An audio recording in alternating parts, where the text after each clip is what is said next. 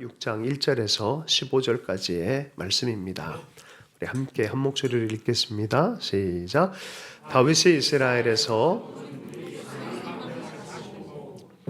일어나 자기와 함께 있는 모든 사람과 더불어 바알레 유다로 가서 거기서 하나님의 궤를 메어 오려니 그 궤는 그룹들 사이에 자정하신 만군의 여호와의 이름으로 불리는 것이라.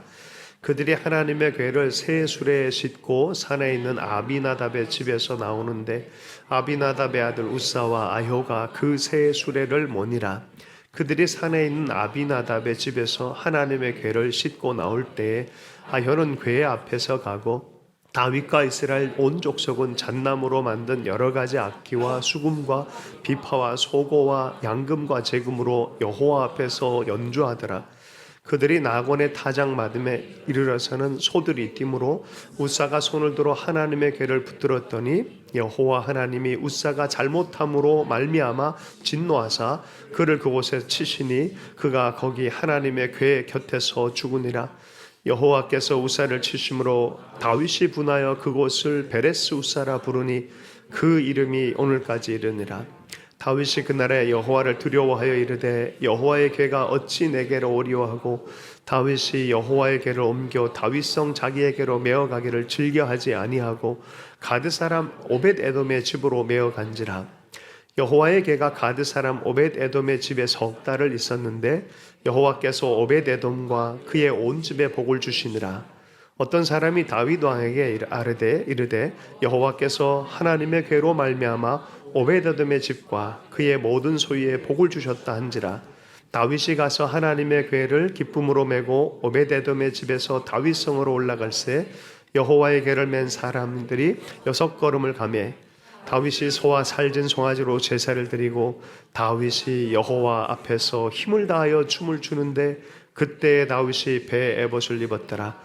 다윗과 온 이스라엘 족속이 즐거이 환호하며 나팔을 불고 여호와의 궤를 메어 오니라. 아멘. 오늘 제목은 다윗과 함께라는 제목으로 다윗과 함께 두 번째 시간 갖도록 하겠습니다. 언약궤를 뺏긴 지 70년 되었습니다. 그 사이에 많은 일이 있었습니다. 처음에 엘리 제상 시절에 블레셋 사람들과 전쟁을 할 때 빼앗긴 법궤입니다.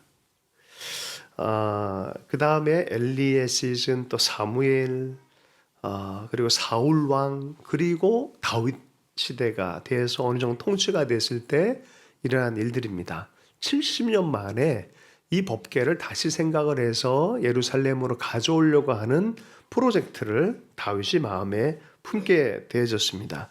새로운 예루살렘, 새로운 수도로 정하고 그곳에 하나님의 상징인 법궤를 가져오려고 했습니다. 자기의 통치가 아니라 하나님이 다스리는 그 상징을 먼저 세우고자 하는 그 마음이었습니다. 얼마나 중요한 마음이고 귀한 마음입니까? 그런데 이게 일을 시작하자마자 아비나답의 제사장 집에 있었던 이 법궤를 가져올 때 아비나답의 아들 우사가 소가 수레를 끌고 갈 때 꿀렁하면서 법궤가 떨어질 것 같으니까 가서 힘으로 확 밀었는데 그 순간에 즉사를 한 거예요. 이게 선한 일 같은데 이런 일이 생겼어요. 사무엘하 6장 7절입니다. 여호와 하나님이 우사가 잘못함으로 말미암아 진노하사 그를 그곳에 치시니 그가 거기 하나님의 궤 곁에서 죽으니라. 다윗이 굉장히 마음이 속상했어요. 하나님 나라에 열망과 갈망과 꿈도 많았는데 이런 일이 일어나니까 속이 상했어요. 화를 냈다 그랬어요. 죽음 자체에 대한 화도 있겠고 불편한 마음, 뭔가 하나님에 대한 이런 것에 대해서 마음이 불편해졌습니다. 운반을 중지했어요. 그리고 그 궤를 오벳 에돔의 집에 3개월 동안 그냥 다시 갖다 놓게 되어줍니다. 그런데 그 사이에 하나님이 오벳 에돔을 3개월 동안 있는 동안에 축복을 너무 많이 했어요. 온 나라에 소문이 나버렸어요. 그래서 하나님이 진노가 끝났구나. 그럼 그렇지 라고 생각하는 그 과정 안에 자기들이 뭘 잘못했는지도 깨닫고 이 궤를 다시 모셔오기로 결정을 했어요. 가지고 오는데 다윗이 엄청나게 기쁨으로 춤을 춥니다. 어떤 사람은 법궤 앞에서 죽고 어떤 사람은 법궤 앞에서 춤을 춥니다. 여러분은 하나님 앞에서 춤추는 사람이 되기를 축복합니다. 잠깐 도표 하나를 보겠습니다. 원래 실로라는 곳에 이 법궤가 안치되어 있어요. 잘 안 보이지만 맨 끝에 저쪽에 있었어요. 이렇게 반원으로 이렇게 되는데요. 실로라는 곳에 엘리 제사장이 있는 곳이었죠. 저기에 있었는데 전쟁이 나니까 아벡이라는 곳으로 이걸 가져갑니다. 행동은 엉망으로 하면서 전쟁 나갈 때는 언약궤 갖고 와서 하나님 우리를 좀 이기게 해주세요. 이런 거예요. 행동은 엉망인데 하나님 닮지 않았는데 전쟁할 때는 하나님 이름 쓰고 싶은 거예요. 십자가 할렐루야. 십자가를 사랑하고 마음에 품기보다 그냥 이거 있으면 부적처럼 힘이 나겠지. 그런 마음으로 가져간 거예요. 그러니까 이걸 빼앗겨 버렸어요. 거기가 아벡이고요. 나중에 이 아벡이 사무엘에 의해서 전쟁에서 이기게 된 장소가 돼서 이곳 이름을 에벤에셀로 고칩니다. 실수의 장소를 하나님의 승리의 장소로 예배하는 장소로 고칩니다. 이게 에벤에셀이라는 장소입니다. 어쨌든 저기서 빼앗겼어요. 아벡 전투에서. 그 다음에 아스돗이라는 곳에 블레셋 군인들이 다 가지고 가서 아스돗 다곤 신전 앞에 모셔놨는데 전리품으로 갖고 온 거죠. 근데 다음날 봤더니 다곤 신이 다 무너져 있는 거예요. 다 목 잘리고 팔 잘리고 다 잘려 있는 거예요. 저주가 내리기 시작하는 거예요. 가드 땅에 가지고 갔어요. 더 큰 환난과 더 큰 종기가 일어나. 이거 감당 안 된다 해서 에그론으로 보냈어요. 근데 여기서도 이게 계속 재앙이 나타나니까 이게 하나님 진짜 하나님의 그것이면 이게 뭔가 있을 것 같으니까 황소를 이렇게 가지고 저기 벳세메스로 한번 보내보자. 그러면 법궤가 움직이고 새끼가 있는 암소를 이제 막 갓난 새끼가 있는 암소를 한번 이걸 몰아보게 하자 하는데 이 암소가 벳세메스 방향으로 언약궤를 딱 싣고 눈물을 철철 흘리면서 새끼를 딱 냅두고 법궤를 딱 모시고 앞으로 쫙 가요. 그게 그 유명한 벳세메스 황소얘기가 거기에 써 있습니다.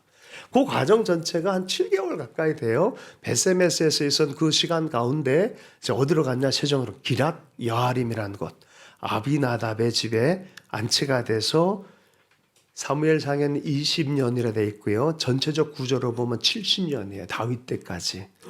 그러니까 꽤 오래 있었어요. 70년 동안 이 법궤가 그렇게 있었어요. 기랏 여아림이라는 곳은 요빠 항구 쪽으로 보통 로마나 이런 시대에 성지 순례한다고 오면은 하룻길 쭉 걸고 그 다음날 정오쯤에 되면은 예루살렘이 보일 만한 곳, 언덕 아래로 이렇게 보이는 곳, 그 정도 지점이에요. 그래서 거의 다 왔구나 하는 순례자들이 그렇게 느끼는 지점이고, 엠마오라는 장소와 연관이 또한 돼 있어요. 기랏 여아림이. 야, 할렐루야. 한번 볼까요? 기랏 여아림 한번 사진으로 잠깐 보겠습니다. 법궤 수도원이 세워져 있어요. 가보면은 다윗의 열망이 있어요.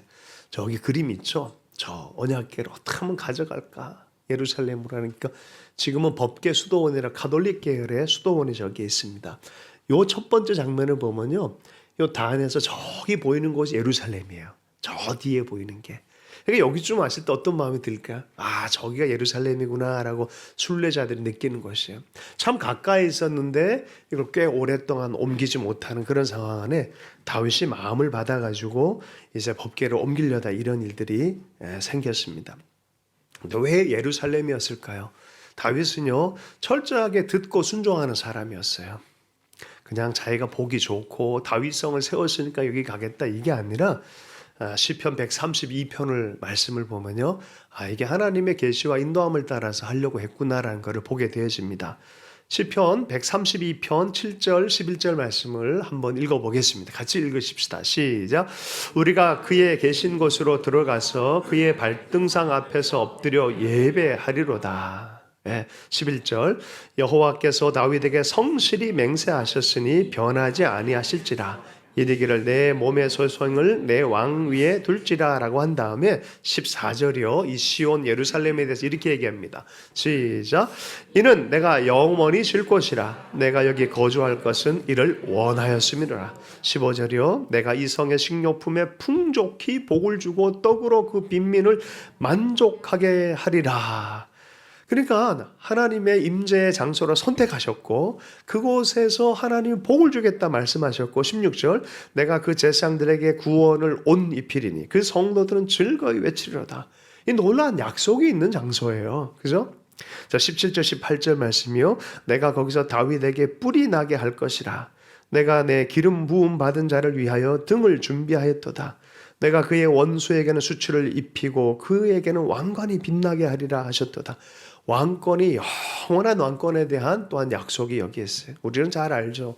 바로 예루살렘에 오시는 왕, 만왕의 왕, 만주의 주 예수 그리스도께서 그곳에서 십자가를 지시고 하나님의 아들이 피를 흘리시고 하늘의 문을 여신 것을 우리는 알고 있습니다.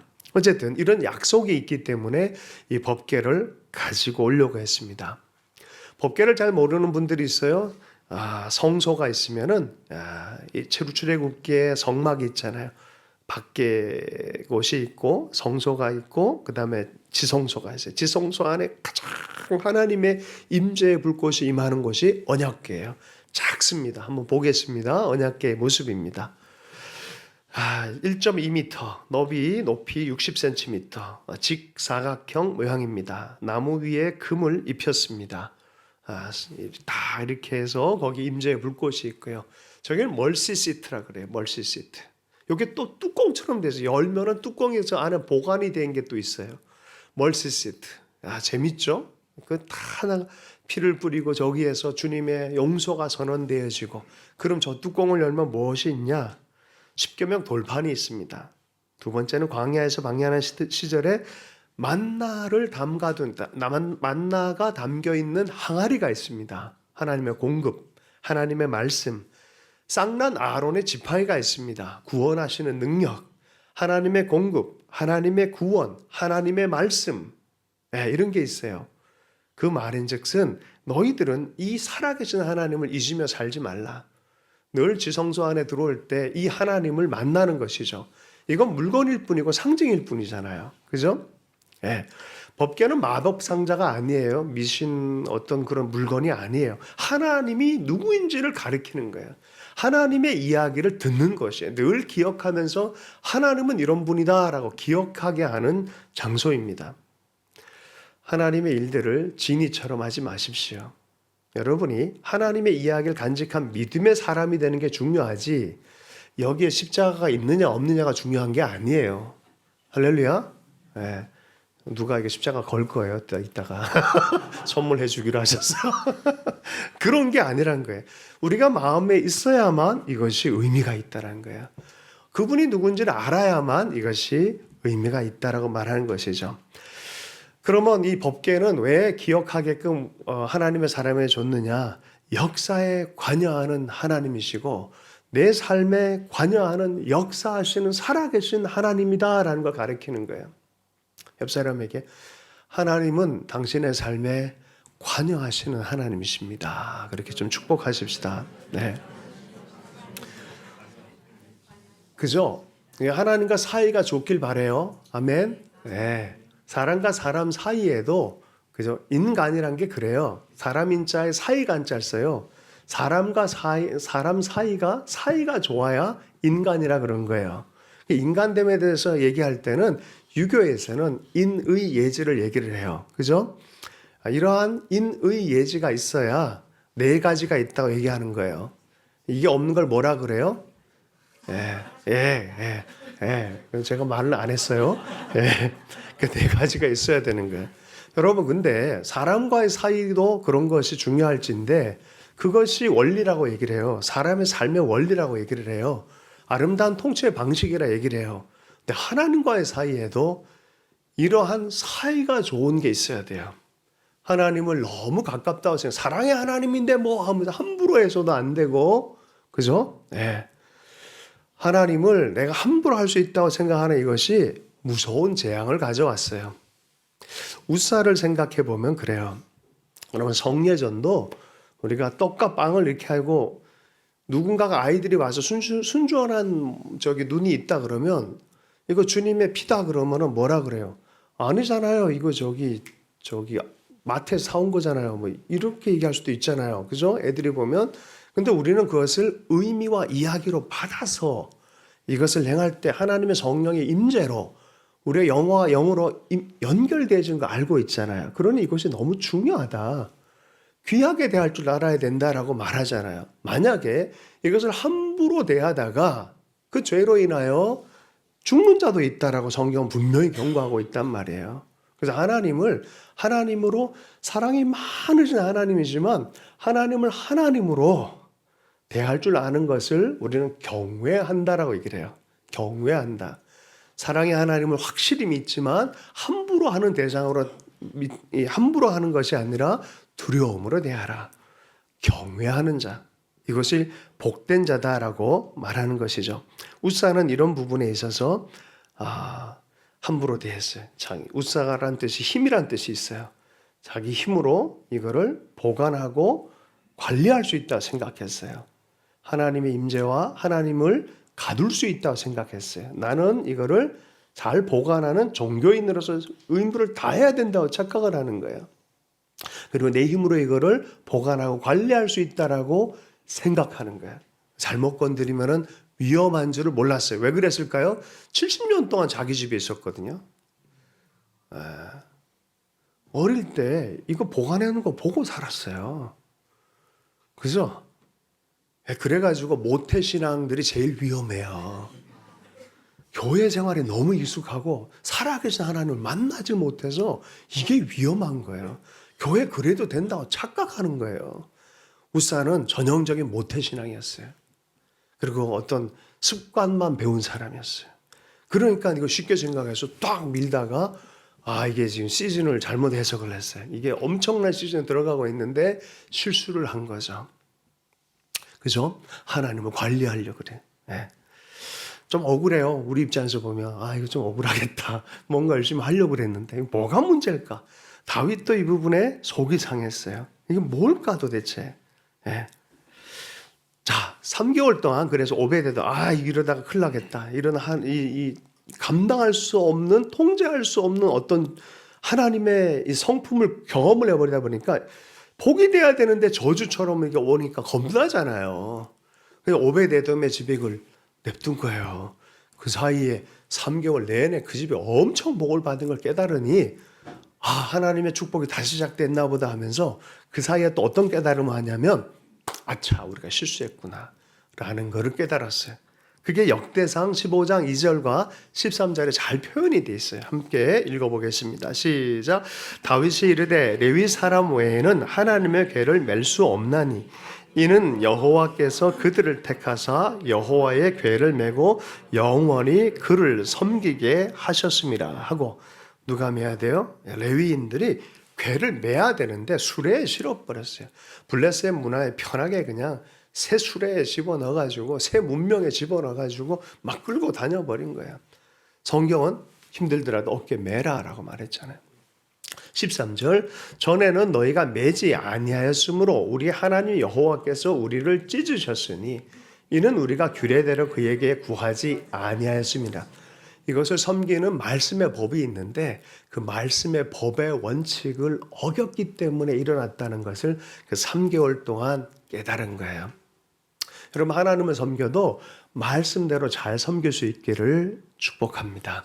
3만 명의 사람들이 갔고요. 멋진 풍악대가 가도요. 하나님이 진노하셨어요.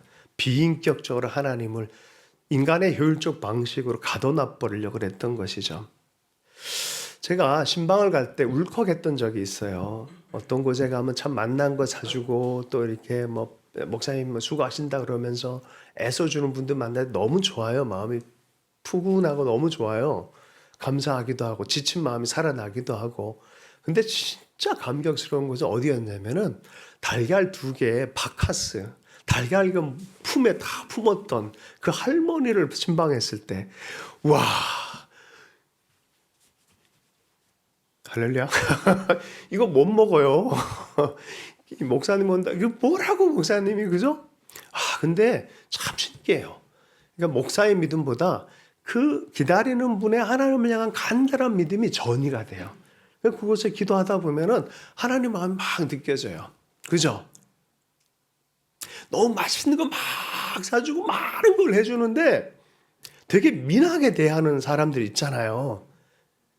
하나님을 마치 그런 식으로 대한 거예요. 보니까 너무 좋은 걸로 해준 것 같은데 막 끌고 가는 거예요. 풍악대로 끌고 가고 3만 명으로 끌고 가고 우스자 갔다 와서 끌고 가고.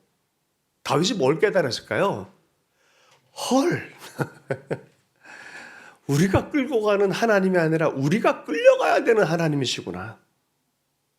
내가 길들이는 하나님이 아니라 내가 길들여져야 되는구나. 이걸 깨달은 거예요.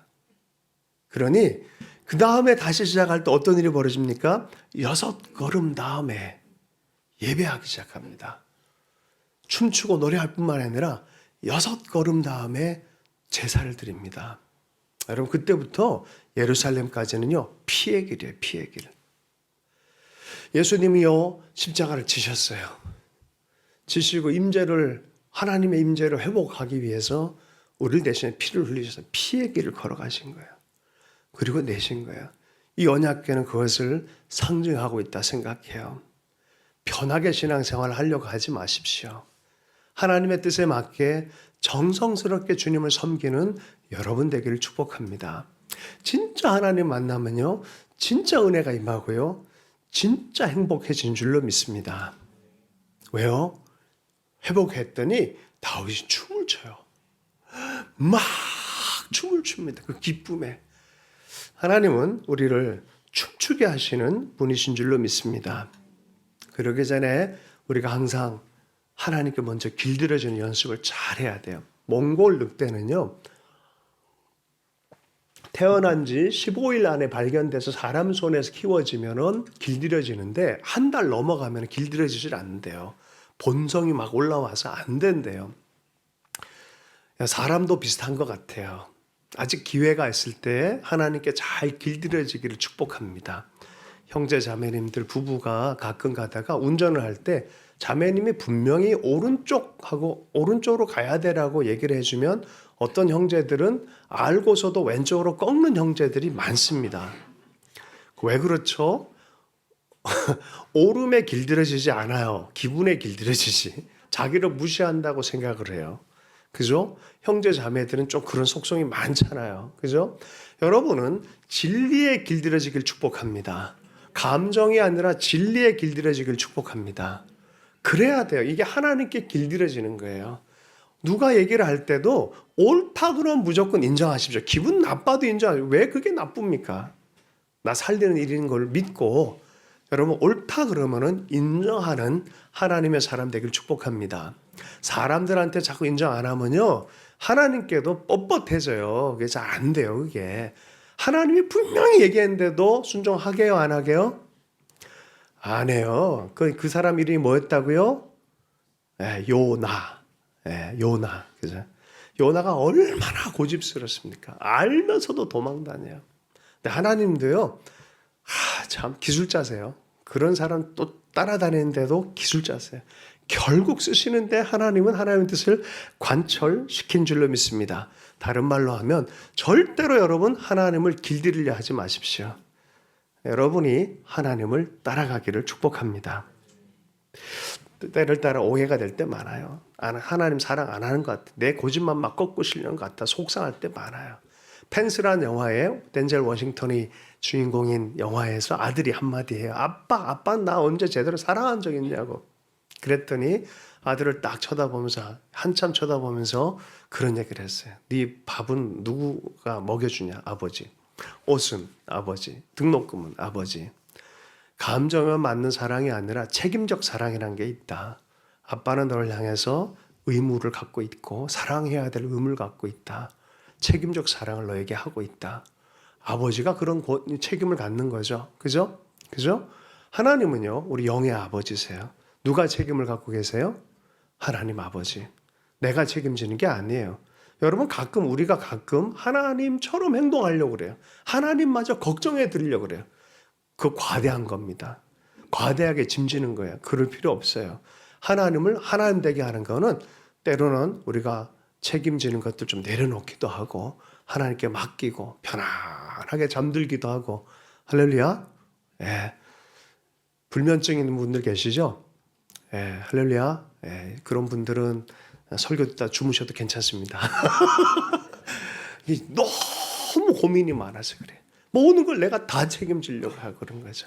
하나님과 친해서 잘 정말 맡길 거 맡기고 행할 거 행하고 최선을 다했으면 하루를 하나님께 맡겨드리고 주님이 행하실 것에 대한 기대감을 갖고 또 아침에 믿음으로 눈뜰 수 있는 여러분 되기를 축복합니다. 사람을 향한 걱정도 그래요. 미래에 대한도 그래요. 그죠? 우리는 늘 실수하지만 주님은 늘 그렇게 다시 시작하게 하시는 분이세요. 기대하십시오. 내 미래는 엉망진창 아니죠. 아니죠. 주님이 계시다면 다시 시작하고 놀라운 그림을 그릴 수 있다는 걸 여러분 확신하기를 축복합니다. 네. 그 하나님 인정해 드리는 거예요. 주님이 나를 끌어간다는 것을 인정해 드리는 것인 줄로 믿습니다.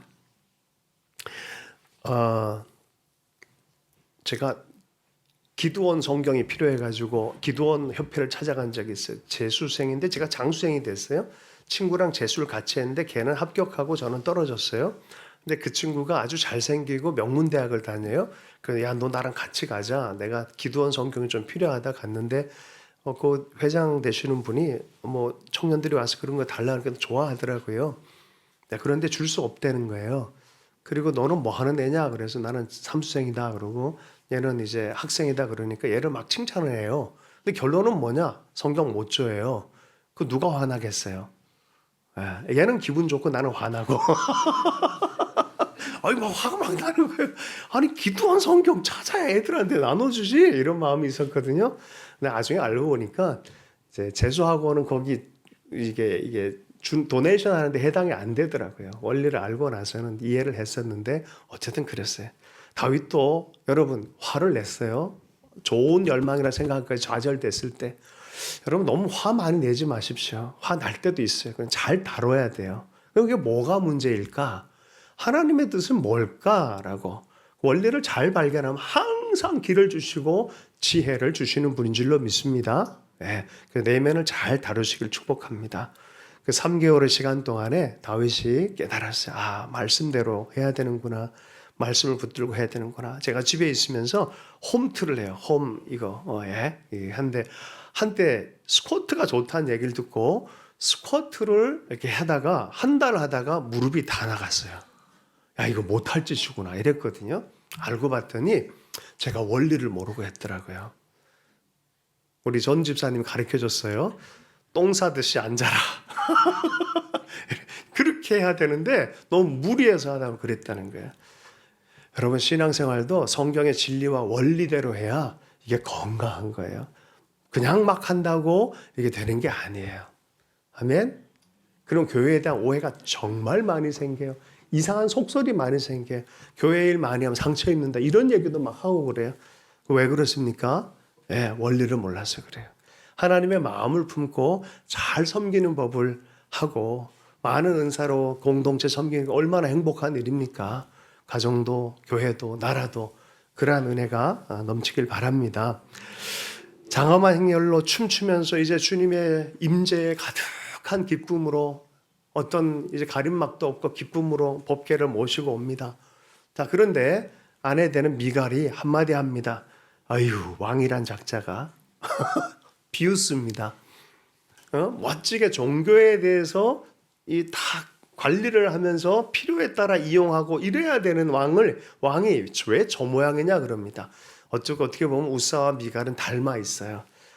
진짜 하나님의 속성을 잘 모르고 습관을 가지고 대하는 거예요. 왕이면 이래야지라는 그런 선입견이 있는 거죠. 그게 아니라 다윗은 인격으로 만났잖아요. 그리고 그 하나님과 이 도시 안에 하나님의 약속대로 구원의 이야기, 도시 안에 하나님의 축복, 하나님의 임재를 너무 가져오고 싶었던 거예요.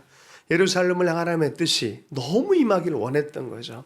그러니까 그 마음들이 생기는 거예요. 전심으로 찬양하는 거죠. 나는 오늘 말씀 이렇게 전하며 준비하다가 하나님은 우리를 춤추게 하시는 분이다라는 것을 우리 성도들 한 분 한 분이 다 새겼으면 좋겠다라는 열망이 생겼어요. 하나님은 우리 인생으로 춤추게 하길 원하신다는 것을 여러분 확신하길 축복합니다. 미래를 생각할 때, 우리의 상황을 생각할 때 아닌 것처럼 보일지 모르죠. 주님을 통해서 보는 것은 춤추게 하는 삶이에요. 상황이 어디에 이르렀든지, 어떤 형태이든지 상관없습니다. 하나님은 다시 춤추게 하시는 하나님이신 줄로 믿습니다. 시드니 가터라는 사람이 1963년도에 영국의 시인인데요. 만든 노래가 있어요. 제가 가사를 좀 불러드릴게요. 제목이 춤의 왕입니다.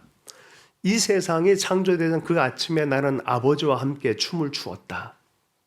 내가 베들레헴에 태어날 때도 하늘에 춤을 추었다. 춤추어라 어디서든지 힘차게 멋있게 춤춰라. 나는 춤의 왕, 너 어디 있든지 나는 춤 속에서 너를 인도하련다. 높은 양반들 위해 춤을 추었을 때 그들 천하다 흉보고 비웃었지만 어부 위해 춤을 추었을 때에는 날 따라 춤을 추었다. 춤춰라 어디서든지 힘차게 멋있게 춤춰라. 나는 춤의 왕, 너 어디 있든지 나는 춤 속에서 너를 인도하련다. 안식일도 쉬지 않고 춤추었더니 높고 거룩한 양반들 화를 내면서 나를 때리고 옷을 벗겨 매달았다. 십자가에 못 박았다. 춤춰라 어디서든지 힘차게 멋있게 춤춰라. 나는 춤의 왕, 너 어디 있든지 나는 춤 속에서 너 인도하련다. 높은 십자가에서 피를 흘리면서 춤을 계속해 추기란 힘이 들지만 끝내 땅 속에 깊이 묻힌 이후에도 난 아직 계속 춤춘다. 춤춰라 어디서든지 힘차게 멋있게 춤춰라. 나는 춤의 왕, 너 어디 있든지 나는 춤 속에서 너를 인도하련다. 어리석게도 그들 좋아 날뛰지만 나는 생명이다. 결코 죽지 않는다. 내가 내 안에 살면 나도 내 안에서 영원히 함께 살련다. 춤춰라 어디서든지 힘차게 멋있게 춤춰라. 나는 춤의 왕, 너 어디 있든지 나는 춤 속에서 너 인도하련다. 이 시인은 뭔가를 분명히 직관하고 있다 생각해요. 이것이 인생을 춤추게 하는 하나님의 스토리구나. 예수님 가운데 만난 사람들은 인생 자체가 우울해 있다가도 춤추는 인생으로 변하는 것에 대한 초대라는 것을 이해하고 있죠. 페리코레이시스라는 단어가 있습니다. 성부, 성자, 성령 세 위격의 하나님이 온전히 서로 내어주고 받아들이며 서로 안에 거하고 서로의 사역에 참여한다는 역동적인 표현을 하기 위해서 둥글게 손을 잡고 추는 춤, 이걸 페리코레이시스, 삼위일체의 연합으로 이야기합니다. 하나님이요, 춤추시는 하나님이에요. 할렐루야. 여러분은 이 춤추시는 하나님의 초대를 받아서 함께 춤을 추시겠습니까? 몇 사람 손을 딱 한번 잡아보세요. 잡을 수 있는 사람들은. 한번 손을 잡아보세요. 네. 쉐리 댄스 하면서 한번 당겨보세요. 이렇게 당겨보세요. 당겨보세요. 당겨오세요? 당겨가줘야 춤이 돼요. 그럼 반대 사람이 한번 당겨보세요. 그러니까 그거를 처음에 오해를 해요. 사람들이. 당기면 왜 나를 당겨 그래요. 그죠? 딸려가 주세요. 팔로우 해주세요. 그리고 어떻게 해요? 내가 당길 땐 또 이렇게 당겨오잖아요. 당겼다 왔다. 이게 뭐예요? 이게 춤이 되는 거예요. 너무 내 위주로 막 해서도 문제고 너무 막 끌려가는 것도 사실 주장하지 않는 것도 춤이 안 돼요. 서로 리듬을 타면서 삼위일체 하나님처럼 리듬을 타면서 춤추는 법. 여러분, 나는 이게 인간이 사는 법이라 생각해요. 우리 안에 많은 연약함이 있어요. 분노도 있고 부딪힘도 있고 우사처럼 정말 교훈을 받아야 되는 어떤 안타까운 시간도 있지만 하나님의 결국은 우리로 하여금 예배자로 춤추게 하는 것이라고 생각합니다. 도시를 춤추게 하고, 그죠? 한반도를 춤추게 하시는 하나님을 기대하십시다. 옆 사람에게 쉐리 댄스 주신 말씀 붙들고 기도하도록 하겠습니다. 함께 기도하겠습니다. 하나님 아버지, 다윗과 함께 춤을 추는 인생이 되기를 원합니다. 춤추시는 하나님, 우리의 삶을 껴안으시고 초대하시고 다시 춤추게 하시는 하나님을 기대합니다. 감사하며 예수 그리스도 이름으로 기도드립니다.